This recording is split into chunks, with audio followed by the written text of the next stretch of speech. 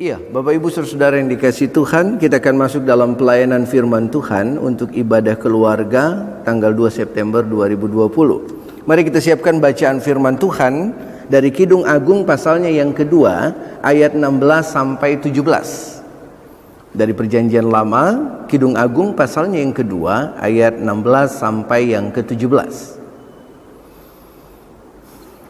Kalau Bapak Ibu sudah menemukan bahan bacaan firman Tuhan, mari kita rendahkan hati di hadapan Tuhan. Kita berdoa mohon bimbingan Roh Kudus. Kita berdoa. Roh Kudus, terima kasih atas kasih sayang dan penyertaan-Mu, sehingga kami anak-anak-Mu boleh berjumpa dan mengalami Tuhan saat ini. Kalau Tuhan tidak membimbing kami dalam Roh-Nya yang kudus, kami tidak bisa hadir untuk beribadah, menjumpai Tuhan, mengalami Tuhan, mengalami cinta kasih yang besar dari Tuhan.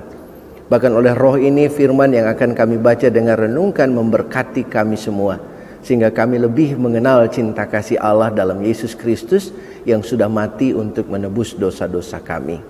Berfirmanlah atas kami siap untuk mendengar.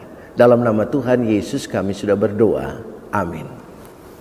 Iya, Bapak Ibu yang Tuhan Yesus kasihi, mari kita berdiri untuk mendengarkan firman Tuhan dari Alkitab. Bacaan Alkitab hari ini dalam ibadah keluarga terambil dari Perjanjian Lama, Kidung Agung pasal 2 ayat 16 sampai yang ke-17. Demikian firman Tuhan. Kekasihku kepunyaanku dan aku kepunyaan Dia, yang mengembalakan domba di tengah-tengah bunga bakung. Sebelum angin senja berembus dan bayang-bayang menghilang, kembalilah kekasihku. Berlakulah seperti kijang atau seperti anak rusa di atas gunung-gunung, tanaman rempah-rempah. Demikian pembacaan Alkitab. Berbahagialah kita yang membaca, mendengar, dan melakukan firman Tuhan. Terpujilah Tuhan Yesus. Haleluya.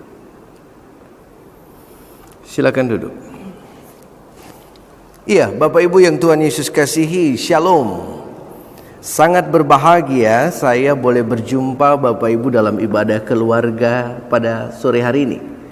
Dan kita masih daring, dalam jaringan. Kita harus melakukan ini sesuai dengan apa yang menjadi himbauan pemerintah. Tapi catatannya, sekali lagi saya mau katakan dalam setiap perjumpaan kita, jangan sampai proses ibadah kita menghilangkan suasana batin yang indah dengan Tuhan. Jangan sampai karena saya ada di sini, Bapak Ibu di rumah-rumah, dan kita tidak berjumpa dalam suatu persekutuan, kita kehilangan pengalaman indah dengan Tuhan.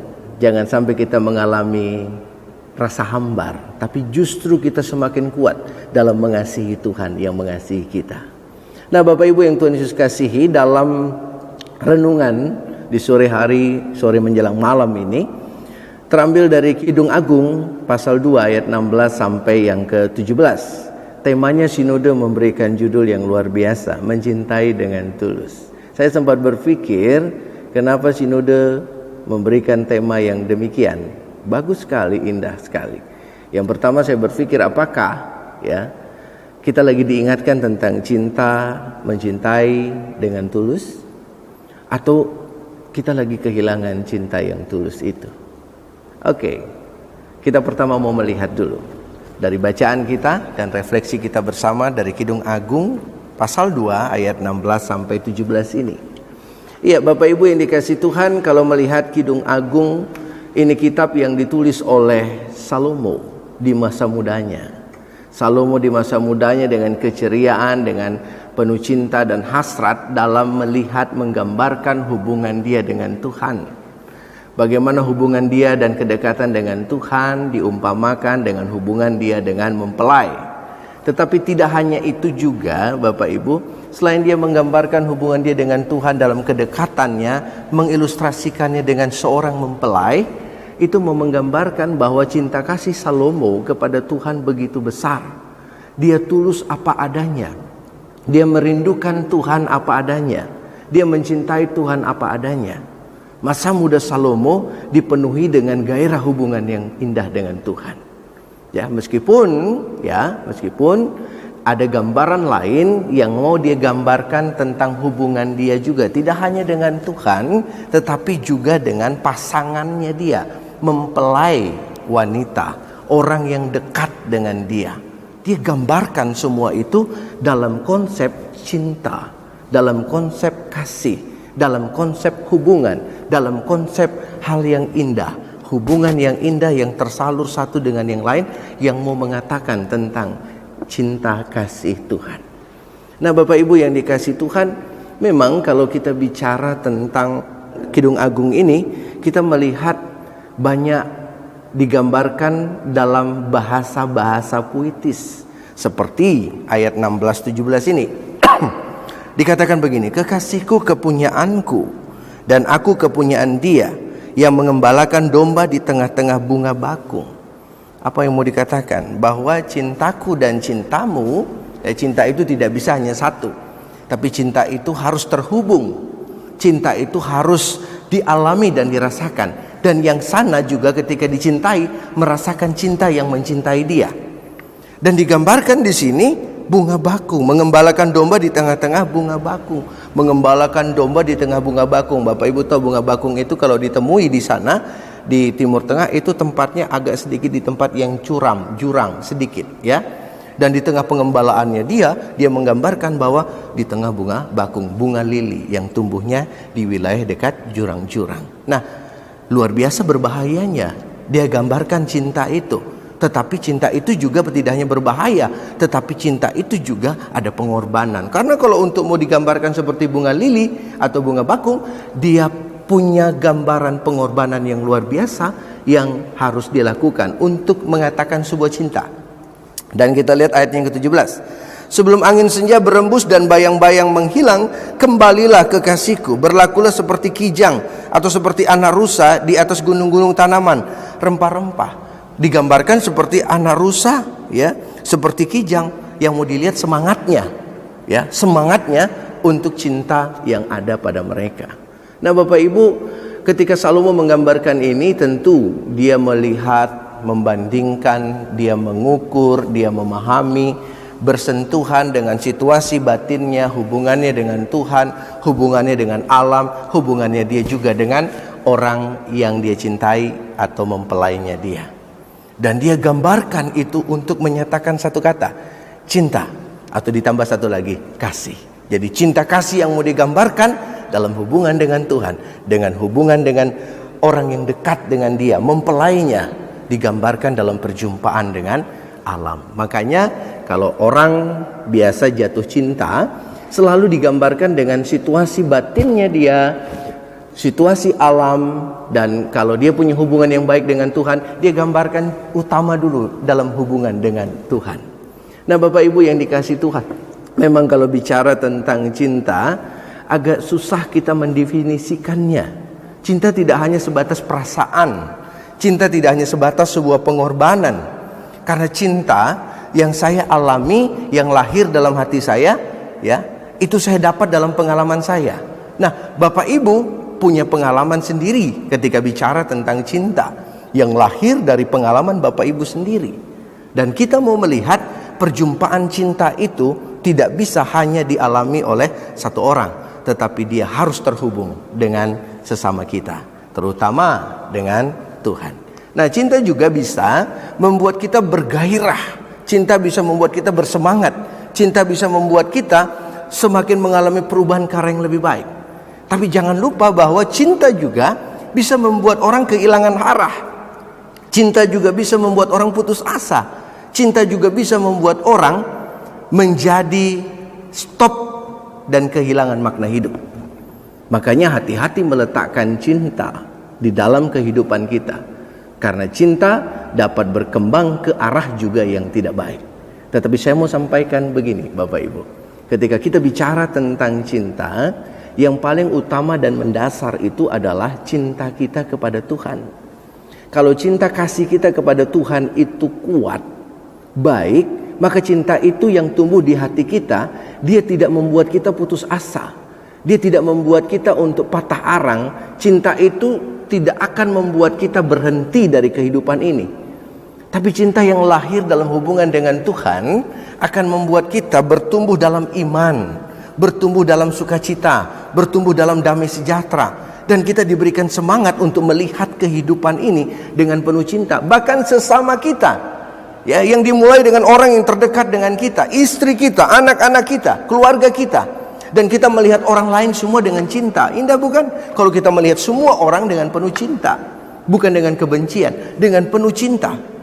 Kalau hubungan kita baik. Jadi hubungan kita, ya, baik dengan Tuhan akan melahirkan cinta kasih yang menguatkan dan menyemangati kita, yang membuat cinta kita menjadi sehat terhadap sesama kita, terhadap istri, terhadap anak-anak kita, terhadap suami kita, terhadap saudara kita, terhadap orang lain. Bukan hanya orang yang baik-baik saja, bahkan orang yang kondisinya tidak baik, kita juga bisa mengasihi dan mencintai mereka. Nah, Bapak Ibu yang dikasihi Tuhan Yesus, cinta yang tulus, cinta yang lahir dari hubungan dengan Tuhan, itu tergambar dari peristiwa Tuhan Yesus sendiri yang mencintai kita apa adanya, mencintai kita dengan penuh kasih.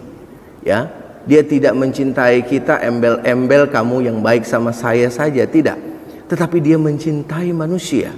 Bahasa perasaan Allah yang paling dalam itu Bapak Ibu temukan yang biasa kita sebutkan di Yohanes 3 ayat 16. Karena begitu besar kasih Allah akan dunia ini, sehingga Ia mengaruniakan anaknya yang tunggal, supaya setiap orang yang percaya kepadanya tidak binasa, melainkan beroleh hidup yang kekal. Itu bahasa perasaan Allah, cinta Allah yang besar yang dihadirkan kepada manusia. Kalau kita punya cinta Allah yang besar itu, ya, cinta yang mengasihi sampai terluka. Nah, itu dia. Kasih Yesus itu mengasihi sampai terluka. Dia mati di kayu salib karena cintanya, tidak kepada orang yang dalam lingkarannya Dia, ya, orang-orang yang mengikuti Dia, yang menerima Dia, tapi orang-orang yang menolak Dia pun Dia tetap kasihi, Dia tetap selamatkan, asal orang itu mau diselamatkan. Itu cinta kasih Allah. Nah, kalau kita punya cinta kasih seperti itu akan menguatkan kita untuk mencintai sesama, tidak dengan perasaan yang lain. Cinta yang lahir dari cinta yang sehat, yang menguatkan dan memberkati kita. Dan cinta kasih yang lahir itu pasti akan membawa banyak perubahan dalam kehidupan kita dan juga kehidupan sesama. Nah, Bapak Ibu yang dikasihi Tuhan, maka dari itu saya mau sampaikan dalam ibadah keluarga ini, renungan ini ada 4C yang saya mau coba lihat aja Bapak Ibu. Yang pertama, cinta kasih adalah penyembuh. Nah, jadi setelah kita punya hubungan yang indah dengan Tuhan, cinta kasih yang dari Tuhan, yang cinta kasih sampai terluka, mengasihi sampai terluka, maka Bapak Ibu akan menghadirkan dalam hati kita untuk sesama kita adalah cinta kasih yang menyembuhkan. Jadi kalau Bapak Ibu sehat dalam hubungan dengan Tuhan, mencintai Tuhan, mengasihi Tuhan, dengan sehat dan menerima cinta kasih itu, Bapak Ibu akan punya kekuatan untuk mencintai sesama kita dan menyembuhkan mereka. Jadi yang pertama, cinta kasih yang menyembuhkan. Bapak Ibu ada cerita, saya punya teman, dia pernah menyampaikan sebuah kesaksian. Dia punya saudara, ya, sudah tua, bukan saudara, omanya mungkin itu, ya. Dia sudah lama tidak berjumpa dengan saudaranya yang ada di Belanda, ya, sudah berpuluh-puluh tahun. Dan kondisi omanya lagi kondisi terbaring sakit di tempat tidur. Ya, Bapak Ibu, sudah bertahun-tahun dia hanya terkapar di tempat tidur, mengalami sakit, mohon maaf, kencing, buang air di tempat tidur. Hingga satu waktu saudaranya yang dari Belanda ini, ya, ada berita akan datang, tapi tidak diberitahu si oma. Lalu datanglah saudaranya itu datang ke Indonesia dan berjumpa. Ketika di kamar itu dia datang, setelah sampai dia datang, lalu kemudian dia merangkul, memeluk oma saudaranya yang lagi tidur ini, ya, omanya teman saya. Lalu kemudian oma yang sudah sakit cukup lama ini tiba-tiba membuka mata, ya, dan menanyakan siapa dia, dan disampaikan, saya saudaramu yang sudah lama tidak berjumpa. Apa yang terjadi Bapak Ibu? Oma ini langsung berdiri, langsung sehat, langsung berpelukan, ya, dan mereka merasakan sukacita. Dan Oma ini tidak sangka, dia tidak sadar bahwa dia sudah sembuh dari sakitnya. Coba lihat, ketika kita memiliki cinta kasih yang benar, maka kita bisa menyembuhkan sesama kita yang lagi bergumul. Orang yang sakit bertahun-tahun karena cinta kasih yang kita berikan kepada dia, lama-lama bisa memberikan pemulihan dan kesembuhan. Makanya milikilah cinta kasih yang benar yang datang dari Tuhan, supaya kita melihat sesama kita dan bisa menyembuhkan sesama kita yang lagi bergumul, Bapak Ibu. Ya. Yang kedua, cinta kasih adalah kekuatan. Nah, Bapak Ibu yang dikasihi Tuhan, kalau saya katakan cinta kasih adalah kekuatan, karena cinta itu adalah semacam spirit yang mendorong orang untuk bisa menghadapi permasalahan yang dia sedang alami. Nah, kita tahu jemaat kita beberapa waktu lalu, ya saat ini ada yang mengalami kondisi yang juga tidak mereka inginkan, saya percaya, ya, bahwa mereka harus menghadapi dampak COVID-19. Bukan hanya bicara ekonomi, tapi kesehatan mereka. Nah, bagaimana sikap kita terhadap mereka? Apakah kita mau menyalahkan mereka, ya, ataukah kita mau memberikan kekuatan kepada mereka? Kalau Anda punya cinta kasih yang baik, yang sehat, kita akan memberikan kekuatan bagi mereka. Kita tidak akan menghakimi mereka. Kita tidak akan mengatakan mereka sebagai penyebar sakit ini. Enggak, hati-hati. Anda yang mengatakan itu, ya, Anda lupa bahwa Anda manusia, bahwa Anda bisa juga berdampak seperti itu. Ya. Tapi yang harus kita lakukan adalah memberikan kekuatan kepada mereka, memberikan dukungan kepada mereka dengan cinta kasih yang sehat itu. Ya. Bukan lagi menghakimi, ya, menasihati mereka, makanya jangan begini, jangan begitu. Bukan. Justru dalam situasi ini yang kita harus lakukan, memberikan kekuatan bagi mereka, supaya mereka boleh kuat menghadapi. Tidak hanya mereka, keluarga mereka juga. Karena kita lagi ada dalam tubuh Kristus. Satu dengan yang lain mengalami sakit. Ketika tangan sakit, maka tubuh yang lain juga mengalami sakit. Nah, makanya kita perlu cinta kasih yang sehat. Kalau kita punya cinta kasih yang sehat, hubungan kita dengan Tuhan yang baik, yang tulus, yang benar, apa adanya. Karena cinta yang tulus itu hanya punya Tuhan. Cinta kasih yang benar itu punya Tuhan. Makanya kalau kita punya cinta kasih yang benar di hadapan Tuhan, yang tulus, yang benar, yang kuat, yang sehat, maka kita akan melihat peristiwa yang pahit dalam hidup orang pun, kita akan lihat memberikan kekuatan bagi mereka. Tambahkan kekuatan, ya. Berikan mereka perhatian dalam doamu, ya. Angkat telepon kalau punya teleponnya. Kalau nggak ada nomornya, tanya saya akan berikan. Share dengan mereka, cukup WA saja, ya. Ya, kalau jemaat semua telepon di sana pusing juga. WA saja, berikan dorongan, dukungan, sabar ya, kuat ya, kami berdoa, ya.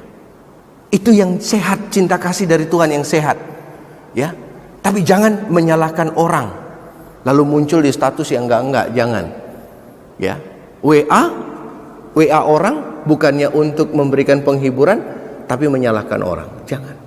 Tapi WA orang, berikan kekuatan, berikan spirit, itu cinta kasih yang sehat, yang penuh damai, yang penuh sukacita.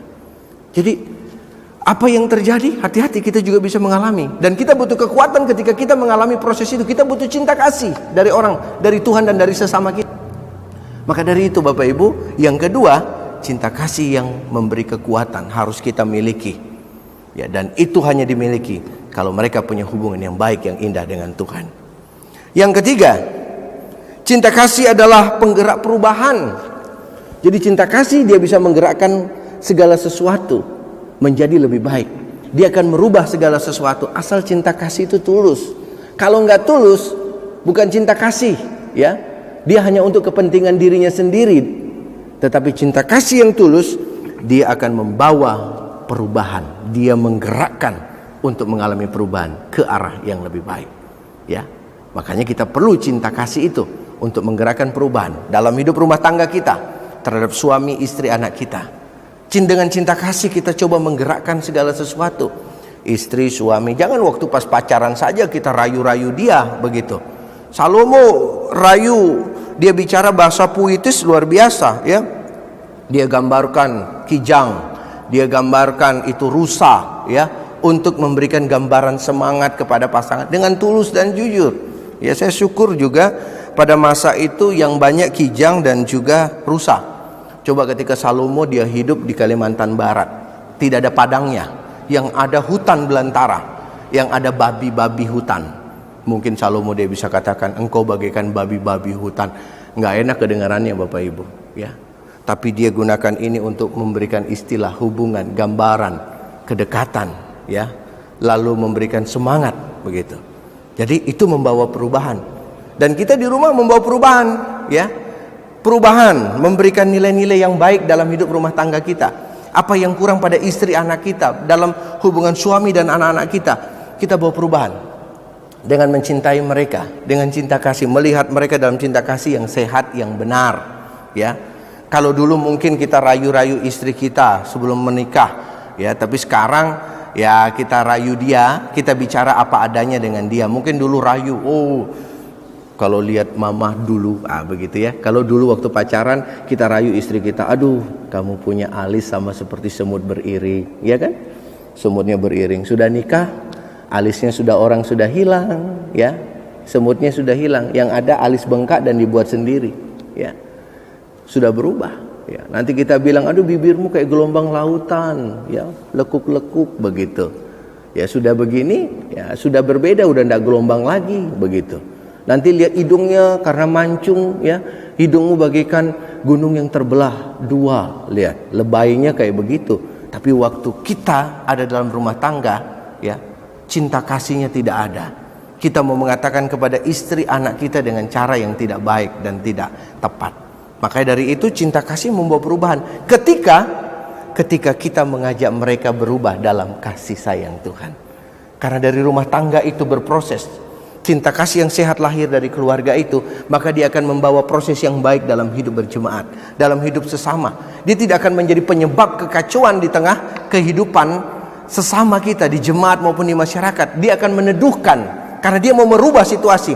Kalau di situasi saat ini tidak baik, karena ada hal-hal yang terjadi, dia mau merubah situasi itu menjadi lebih baik. Dengan apa? Cinta kasih yang membawa perubahan. Yang keempat, 4C. Cinta kasih adalah cermin keindahan Tuhan. Jadi Bapak Ibu, kalau kita punya cinta kasih yang sehat, kasih Tuhan Yesus yang mati untuk kita, kasih yang terluka, kasih sampai mau berkorban, kasih yang dia terluka tetap mengasihi, kasih yang tetap merangkul, kita miliki semua itu ada di hati kita. Saya mau katakan, Anda lagi membawa cerminan Tuhan dalam diri Anda. Maka dari itu bawa cerminan Tuhan. Karena hanya kasih Allah saja yang tulus apa adanya, kasih yang mau berkorban untuk sesama, kasih yang mau hidup untuk memberkati, kasih yang hidup jauh dari kebencian, kasih yang hidup untuk menjadi bagian yang memberkati sesama di dalam Yesus Tuhan. Sekali lagi, kalau Anda punya cinta kasih, maka apa yang Anda katakan, apa yang Anda pikirkan, apa yang Anda perbuat, Anda perbuat di dalam nama Tuhan Yesus sambil mengucap syukur kepada Allah Bapa di sorga. Pelihara cinta kasih itu dalam hidup pribadi, keluargamu, jemaat, dan masyarakat. Hadirkan benih-benih cinta, hadirkan benih-benih damai sejahtera, karena itu akan menyembuhkan, menguatkan, membawa perubahan, dan itulah cermin kasih Tuhan. Tuhan Yesus memberkati jemaat Benowo. Amin.